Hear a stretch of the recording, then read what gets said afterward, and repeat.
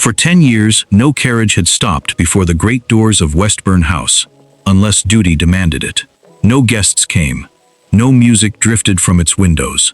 No laughter disturbed its endless corridors.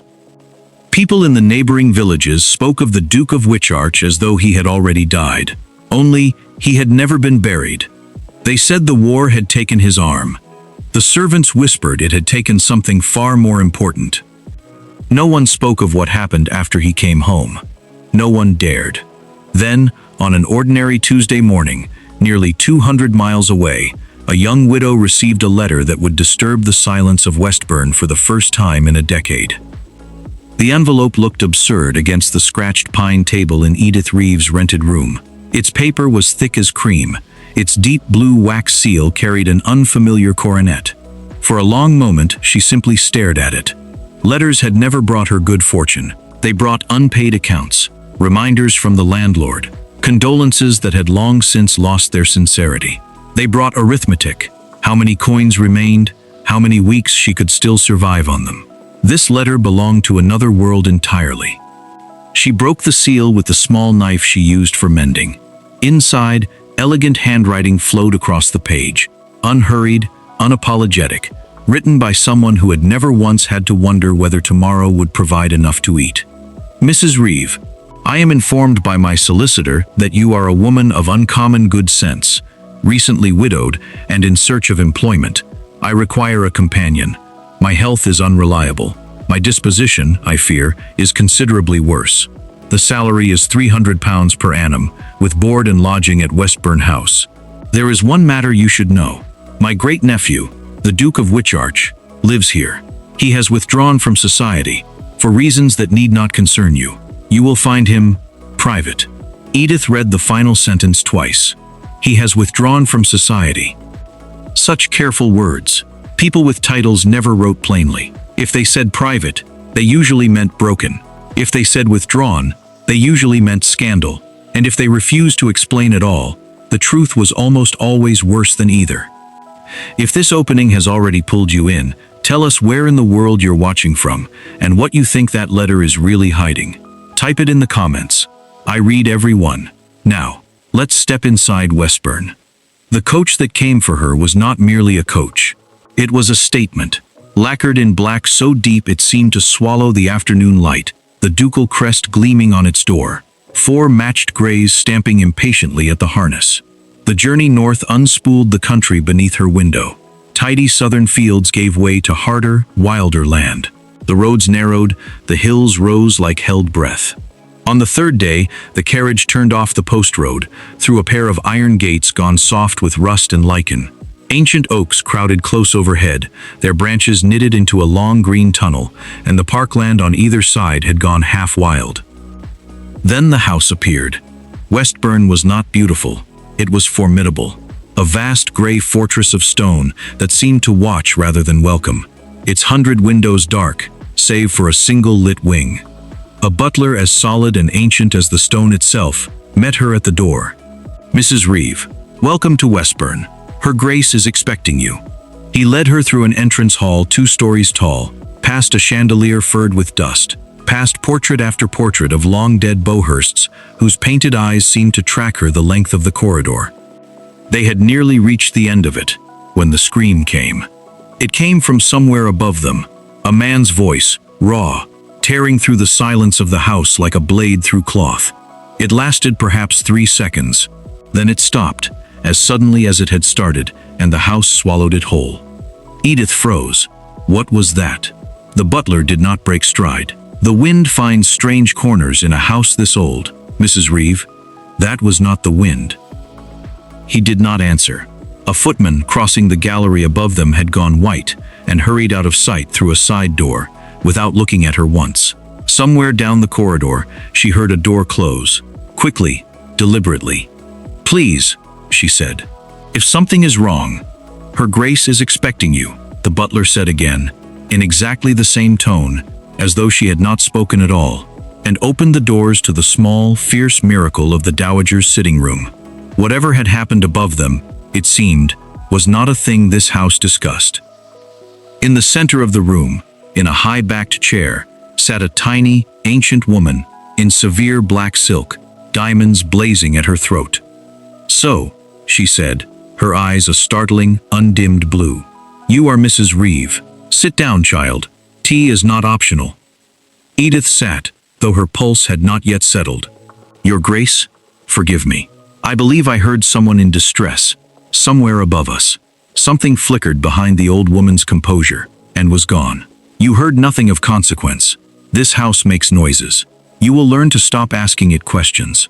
Her voice regained its brisk edge entirely. "My man of business calls you practical. Are you?" "I believe so, Your Grace." Edith did not press further, but she noted, the way she had once noted the small signs of a fever a household refused to admit was there, that the question had cost the dowager something to deflect. "You are a physician's widow. Did you learn anything useful from him, or only how to send his bills?" "I kept his accounts and his dispensary. I know a little of herbs and tinctures, and I know how to listen." Listening, a lost art.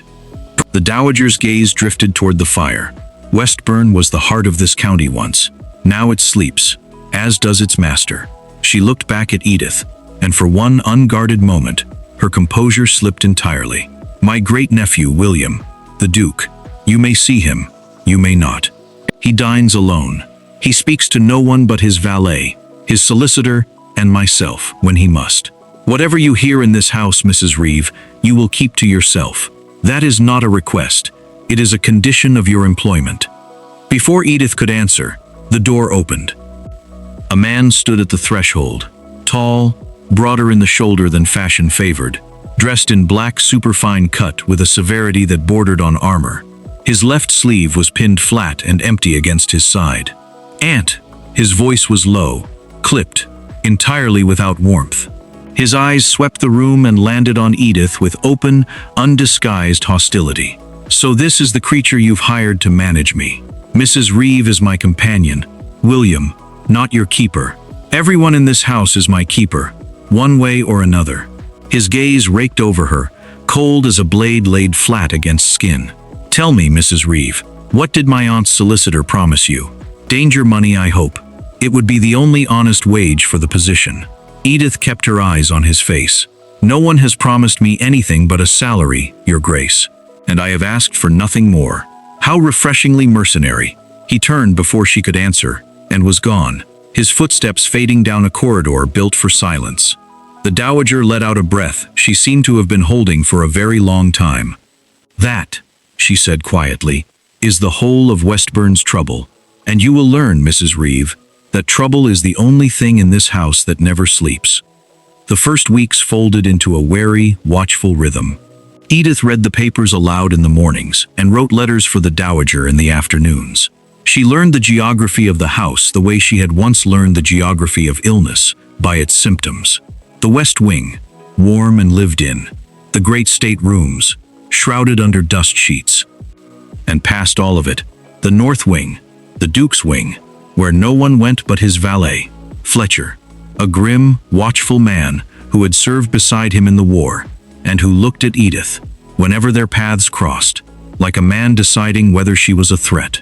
The scream did not come again, but its absence sat in the house like something waiting. She found the portrait on a wet afternoon, in a disused gallery she had wandered into by accident, cataloging rooms no one had asked her to catalog. It hung between two windows, half-curtained by a dust sheet that had slipped.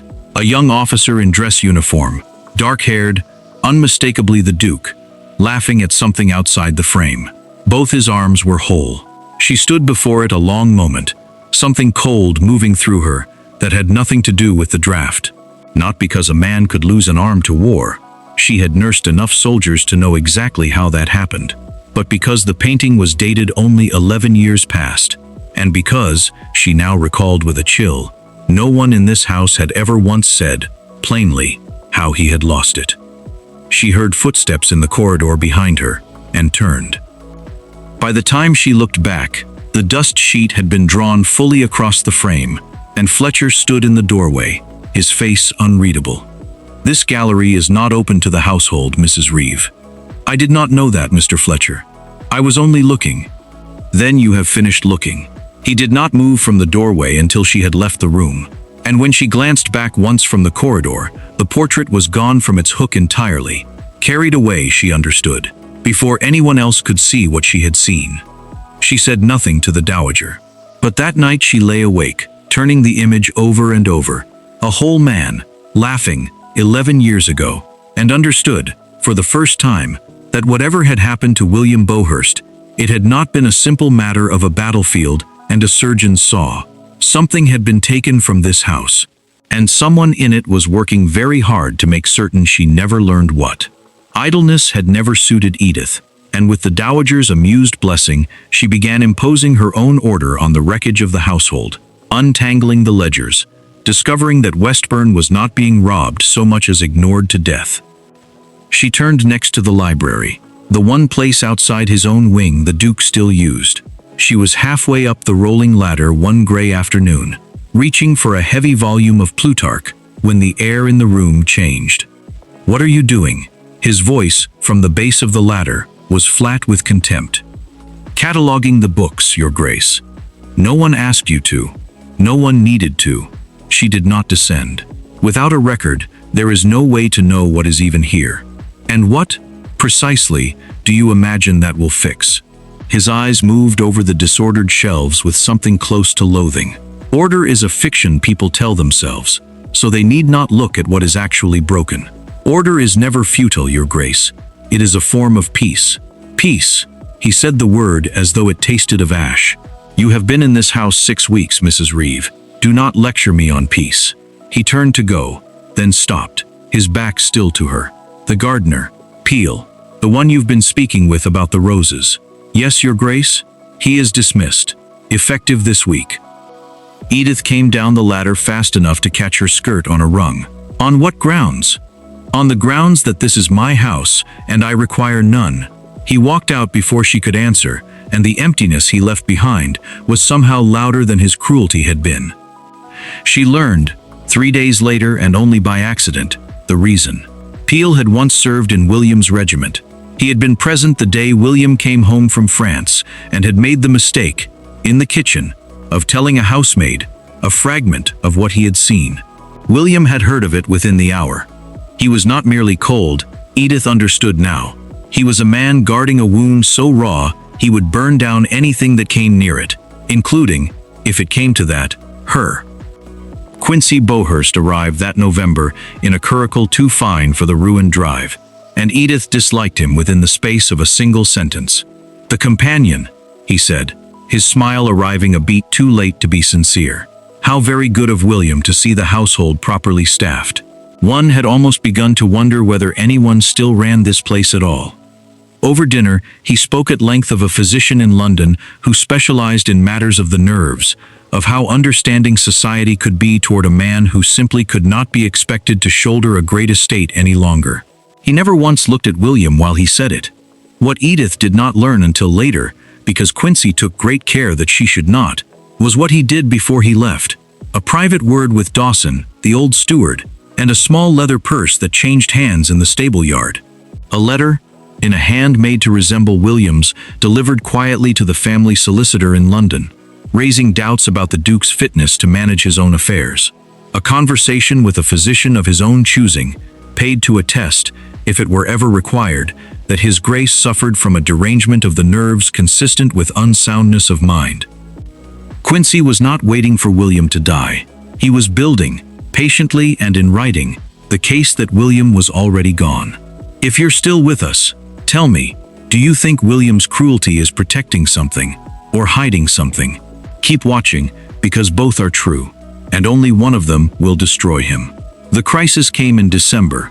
A tenant farmer named Hobbs, with a roof leaking so badly one bedroom had become unusable, his wife carrying a child into a winter that could not wait.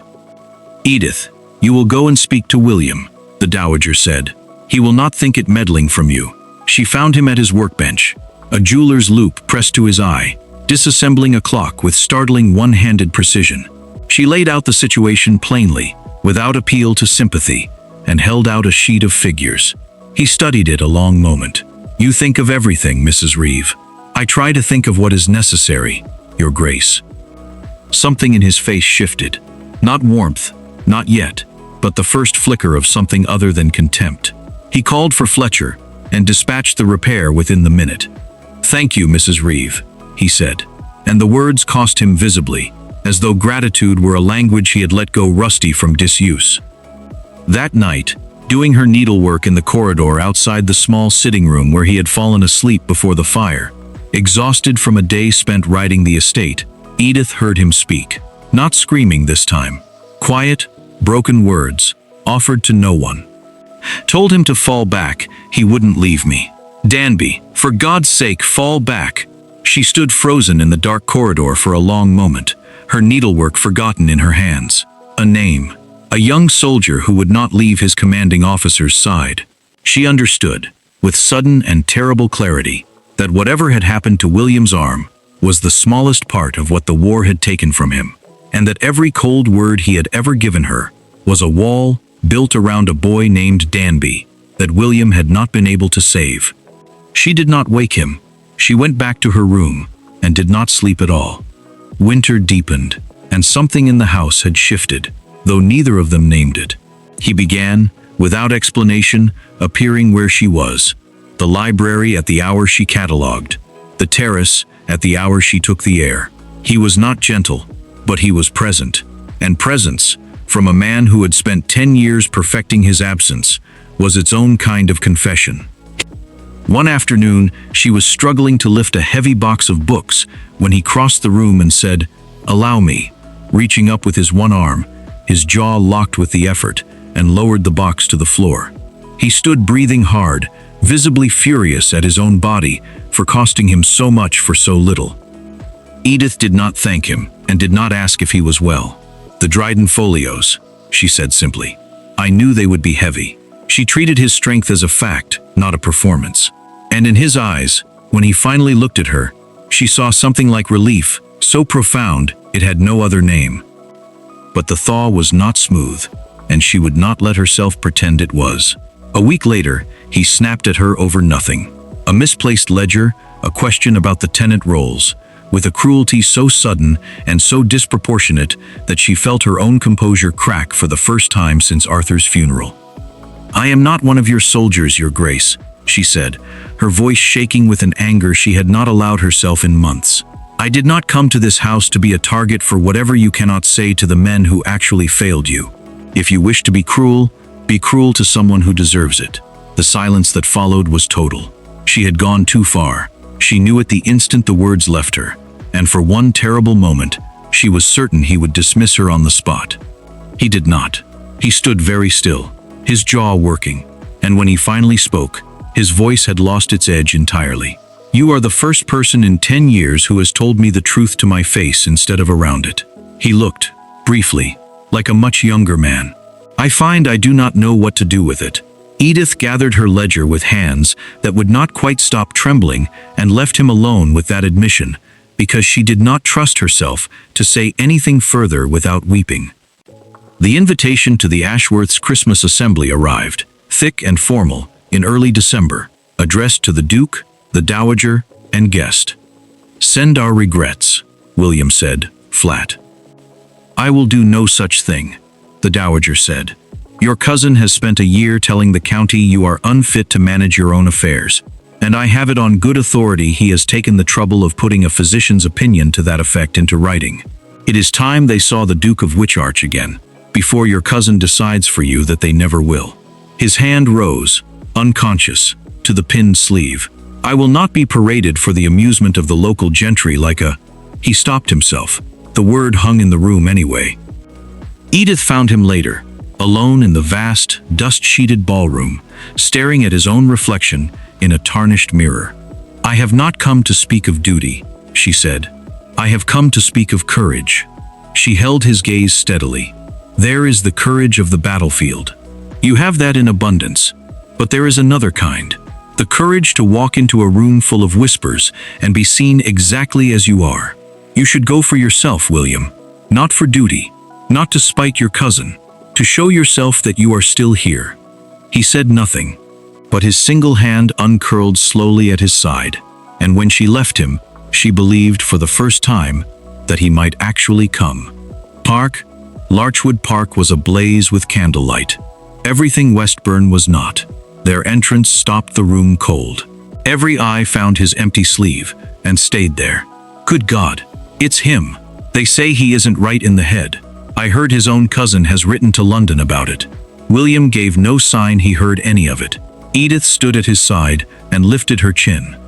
Across the room, Quincy watched with open satisfaction and made certain, over the course of the evening, that every whisper reached exactly the ears he intended it to reach. The orchestra struck up a waltz. Edith crossed the 2 steps between them. "You told me once you could no longer dance," she said quietly. "You did not say you could no longer stand on a dance floor beside a friend." He gave a single stiff nod, and they stood together at the edge of the floor while the waltz turned around them. And for one shining moment, the room seemed almost willing to forgive him for surviving. Then she heard it, a woman's low laugh, not quite quiet enough, and a voice that carried just far enough. One does wonder what else the war left him unable to do. Laughter, brief and cruel, from a knot of gentlemen near the punch table. William went rigid beside her. Then he was gone. Not fled, but withdrawn so completely and so fast that by the time Edith turned, he had already reached the doors. She searched the house for him and did not find him. She searched the gardens, the stables, the carriage house. She found him, at last, back at Westburn, in the abandoned ballroom, in the dark, and the sound reached her before the sight did. A splintering crash, and another, and another. He was destroying it. A dust-sheeted table, overturned and broken beneath his boot. A chair, hurled one-handed into the wall with a violence that made her flinch. He was breathing hard, his cravat torn loose, his eyes wild in the moonlight through the tall windows. A man finally letting 10 years of silence out all at once, with nothing left to hold it back. William. Her voice broke on his name. He turned on her, chest heaving. "Get out." "No, I said get out." His voice cracked entirely, and the fury went out of him all at once, leaving something far worse behind it. A man on his knees among the wreckage of his grandmother's ballroom, his one hand pressed hard against his eyes, his shoulders shaking with a grief he had not allowed himself since France. Edith did not speak. She crossed the broken furniture and sat down on the floor beside him, and said nothing at all, and stayed. "If you've made it this far, I need to know. Has Edith gone too far by staying? Or is this exactly the moment William needed someone to refuse to leave? Tell me in the comments, because what happens next will test both of them." He did not speak of that night again, and neither did she. But something in him had cracked open that could not be sealed back up, and in the weeks that followed, he began, haltingly, to let her in. Not with declarations, but with small, unguarded truths, offered sideways, when he thought she was not quite listening. "There was a boy," he said one evening, without preamble, staring into the library fire. "Danby, 18. He would not leave my side when I was hit, though I ordered him to fall back 3 times. He carried me 2 miles under fire, and died getting me to the surgeon's tent, because he stayed to guard the door of it, while I was operated on inside. His jaw was rigid. I lived. He did not. And every night since, some part of me has wondered which of us made the better trade." Edith's chest ached with the memory of the corridor, the broken words she had already heard, and never told him she'd heard. "That is not a trade you were given the power to make, William. It was made for you, out of love, by a boy who thought your life worth more than his own fear. That does not make it easier to live inside." "No," she said gently. "I do not imagine it does. But you have been living inside it alone for 10 years. You do not have to any longer." He looked at her then, and something in his face broke open further still, not into weakness, but into something closer to trust than she had ever seen him offer another living soul.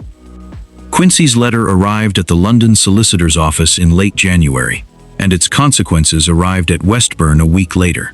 A formal notice, cold and legal, that a petition was being prepared to examine the Duke's competency to manage his own estate, on the grounds of certified medical opinion and the sworn testimony of concerned family.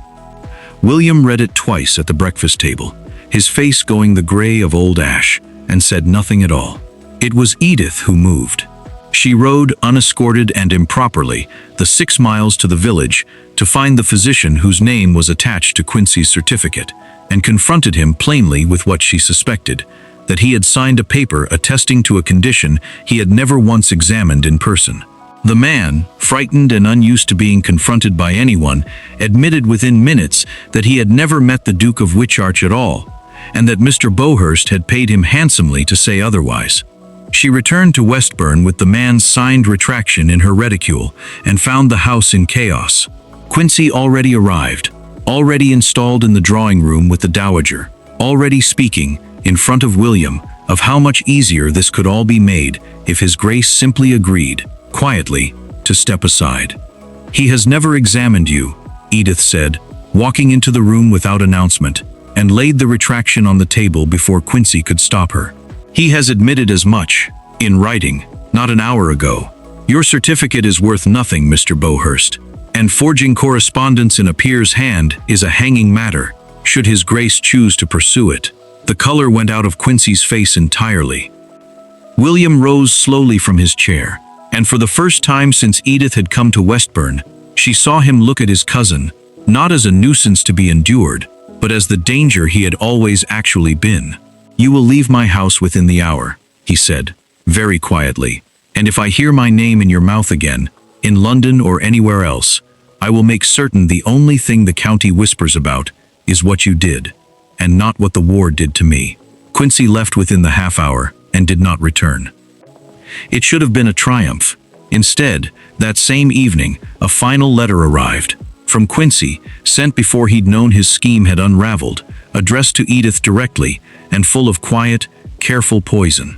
William, it said, had confided to his cousin months ago that his gratitude toward Mrs. Reeve had curdled into obligation, that he found her presence in his house increasingly a burden he did not know how to be rid of, and that he had asked Quincy's advice on how to pension her off without cruelty. It was, of course, entirely invented, but it arrived at the exact moment Edith's own heart was most undefended, and it read, cruelly, like the one explanation that made sense of every guarded thing William had never quite said to her. She did not confront him. She packed her small trunk that same night, left a brief note thanking the dowager for her kindness, and was in the hired chaise on the London road before dawn, telling herself that a woman with nowhere else to go should at least have the dignity of leaving before she was asked to. William did not learn she had gone until midday, when the dowager, white-faced, put Quincy's letter into his hands, a copy Edith had left behind in her haste, unable in the end to burn the thing that had broken her. He read it once. His face went through fury, then grief, and settled, finally, on something like recognition. "This is not my hand," he said. "Look at the T's. I have not made a T like that since I lost the use of my right thumb entirely, for a fortnight, after France. Quincy copied an old letter of mine, and did it badly." He looked up at his aunt, and for the first time in 10 years, there was something like desperate, undisguised urgency in his face. "She believes I sent her away. Then go and tell her otherwise, you great fool," the dowager said, "before the whole of this county learns what real regret looks like on a duke." He rode after her himself, one-handed, through a cold gray morning, and caught the chaise not 2 miles from the London road, at a coaching inn where she had stopped to change horses. She was standing in the inn-yard when she saw him, and for a moment neither of them moved. "It is not true," he said, breathless, before she could speak. "None of it. I did not write to Quincy. I have never once wished you gone from Westburn. And God help me, Edith. The thought of a house without you in it feels less like relief, and more like the 10 years I have already buried myself in once." He crossed the yard to her. "I love you. I did not know how to say it before you were already gone, and I will not let a forger's ink be the reason I never said it at all." Edith's carriage was already loaded, her fare already paid, her future already decided not an hour before. She stood very still, torn between the wound Quincy's letter had opened and the plain, unguarded truth in front of her now. "I was afraid," she admitted, "that I had mistaken kindness for love, and made a fool of myself believing a duke could want a paid companion for a wife." "Then let me unmistake you." He took her hand in his. his grip fierce despite having only the one to offer. "Come home, Edith, not as my companion, as my wife, if you will still have me, and as the only person who has ever walked into my darkness and refused to leave it, even when I gave her every reason to go." She turned the chaise around in the inn-yard. The driver, bewildered, took her small trunk back down without a single question, and they rode back to Westburn together, in a silence that this time held nothing but relief. If William and Edith's quiet, hard-won kind of love has moved you tonight, stay with us. There's more of Westburn to see before this story is through. The wedding was small, at William's request, held in the Westburn chapel that had not seen a ceremony in 30 years, its dust sheets finally removed for good. The dowager wept openly, and pretended, unconvincingly, that it was only the incense. The county, having heard by then the full and true account of what Quincy Bohurst had attempted, the forged certificate, the bribed physician, the counterfeit letter, turned on him with the same appetite for whispers it had once turned on William. Quincy left England within the season for the continent, and was not spoken of again. Spring came properly to Westburn for the first time in a decade. The walled garden, tended now by a full staff of gardeners William had hired outright, bloomed with roses his grandmother would have recognized. The great drawing rooms lost their dust sheets one by one, and were filled that first summer with music again. William insisted on it, teasing Edith that a house owed its ghosts at least one proper concert before it was allowed to fully wake up. Old soldiers came too, in ones and twos at first and then in greater numbers. Men who had served with William and heard, through channels soldiers always seemed to have, that the Duke of Witcharch was receiving again. He gave a dinner for them every autumn after that, at the head of a table where his sleeve was never once a thing anyone at Westburn thought to look away from.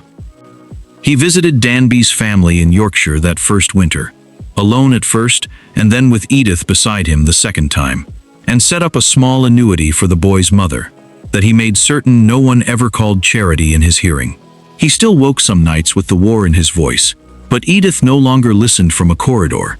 She was beside him, and she knew, now, exactly whose name to say back to him in the dark, and exactly how to bring him home from wherever the war had dragged him. Epilogue. 1 year and a season later, a letter lay on the polished breakfast table at Westburn, sunlight catching the ducal crest on its seal, addressed to Her Grace, the Duchess of Witcharch.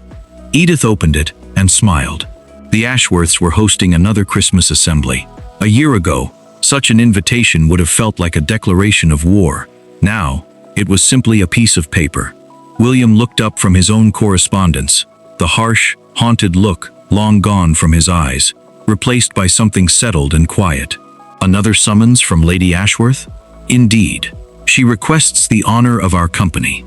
And what shall Her Grace's reply be? Edith tapped the invitation against the table. Her Grace thinks she might enjoy a dance. William rose, came around the table, and rested his hand on her shoulder, looking out with her over grounds that were no longer a tangled wilderness, but a landscape of managed, living beauty, the house behind them awake, its windows bright. "Then we shall go," he murmured against her hair. "And this time, I believe the Duke of Witcharch might even know the steps. Thank you for staying with this story until its very last page. If William and Edith's hard-won kind of love moved you tonight, tell me what touched you most, and where in the world you're watching from. And if you want more stories like this one waiting for you, subscribe now, so you never miss the next great house, the next quiet stranger, and the next slow, unforgettable love story.